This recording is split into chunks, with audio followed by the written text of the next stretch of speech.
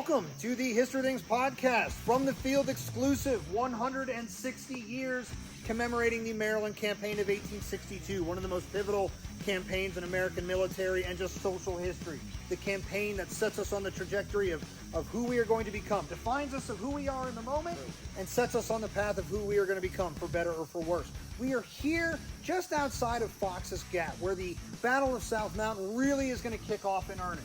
The nondescript field behind us at one point on September 14th, 1862 was a bloodbath. There was men moving across this field. These stone wall ruins that you can see in this shot, there were men on the other side of it defending. A couple of future U.S. presidents are going to be heavily involved in the action here. One of them is going to be damn near escaping with his life at the end of all things at South Mountain for him. Matt, take our listeners and viewers through things here at South Mountain as we get going in honestly one of the first major U.S. victories of the American Civil War. Yep, that's right, Pat.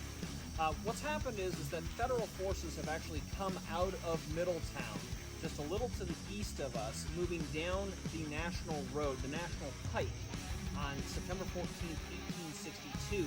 Federal cavalry under Alfred Pleasonton is leading the way, probably around 6 a.m., and they're going to run into Confederate skirmishers and cavalry near the base of Turner's Gap.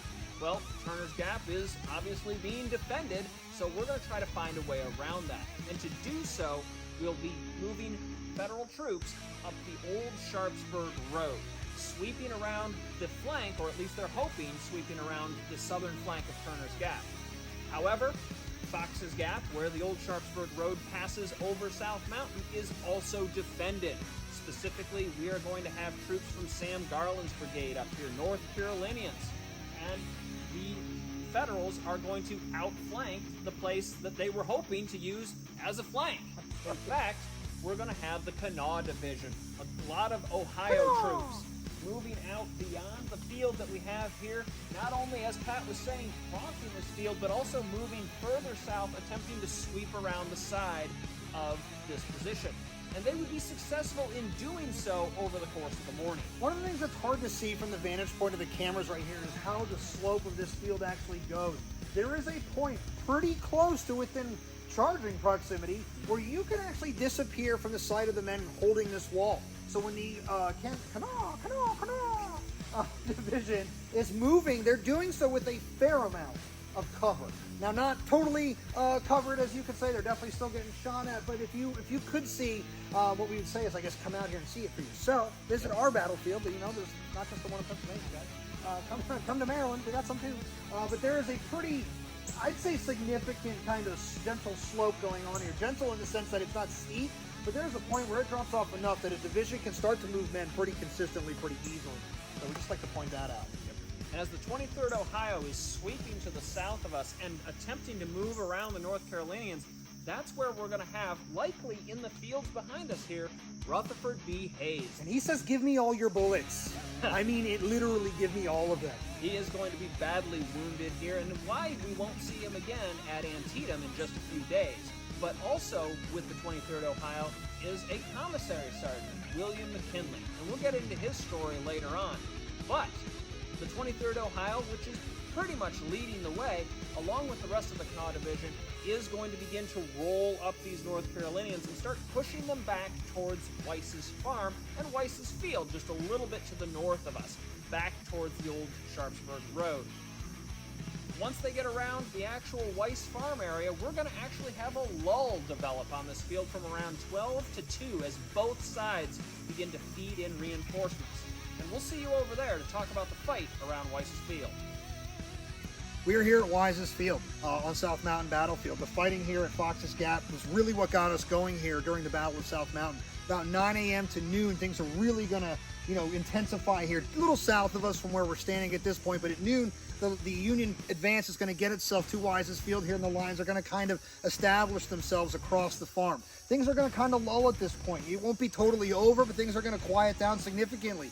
The reason for that, they are feeding men, both sides, the Confederate and Union forces are feeding men into their lines like coal into a furnace. And things will start to move again about 2 o'clock that afternoon, but Matt, at 4 o'clock is when the coal, the men that have been pushed into these lines, is really going to erupt into another one of those infernos that is the Battle of South Mountain. That's right, Pat. At 4 o'clock, there would be a general advance ordered across the line for the 9th Corps. Those troops that are up here are going to begin to push again. The Confederate defenders are going to be utilizing the old Sharpsburg Road right behind you guys, which is actually a sunken road. We think about Bloody Lane there at Antietam, but we actually have a sunken road here at South Mountain as well, at Fox's Gap. They will be using this road almost like a trench, firing across the Weiss Farm, and eventually they would also be utilizing the stone fences behind us here in Weiss's Field and along the Wood Road. Additionally, they do have some artillery support. The rising ground behind us, up to the corner of Weiss's Field is Bondurant's battery. And that battery has been playing havoc with the Union advance for much of the day, but also receiving fire from Massachusetts batteries further to the east of us. Now, the Confederates are not all on their own up here. They've been getting reinforcements themselves. In fact, coming up the old Sharpsburg Road from the west would be reinforcements from James Longstreet, and his brigades are going to be moving up this road. Specifically, one of those brigades that arrives here, Drayton's brigade, is right along the line that we are at. First utilizing the stone fences further down the field, and then facing directly south, utilizing this sunken road. During this general advance by the 9th Corps, however, Drayton's brigade is going to be rolled up. The regiments of his brigade shattered by this Union advance. Where is his support? Where's the rest of James Longstreet's forces? Unfortunately for him, R.H. Anderson's division is further down the mountain.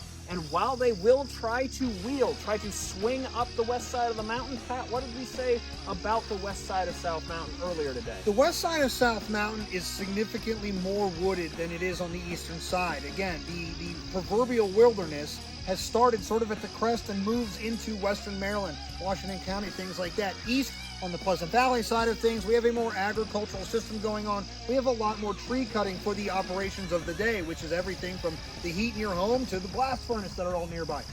We use about an acre a day to run simple operations. Well, there's some big ones out in this area, so significantly clear moving up the mountain, but on the other side, you're getting stuck in the brush.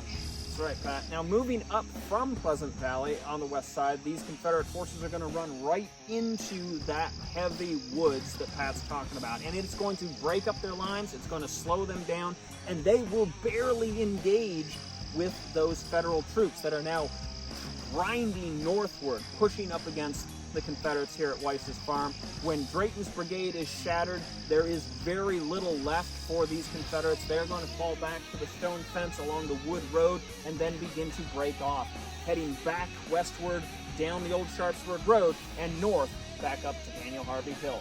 The position here at Fox's Gap will fall to Union hands by the nightfall. And again, we would have a very bloody landscape.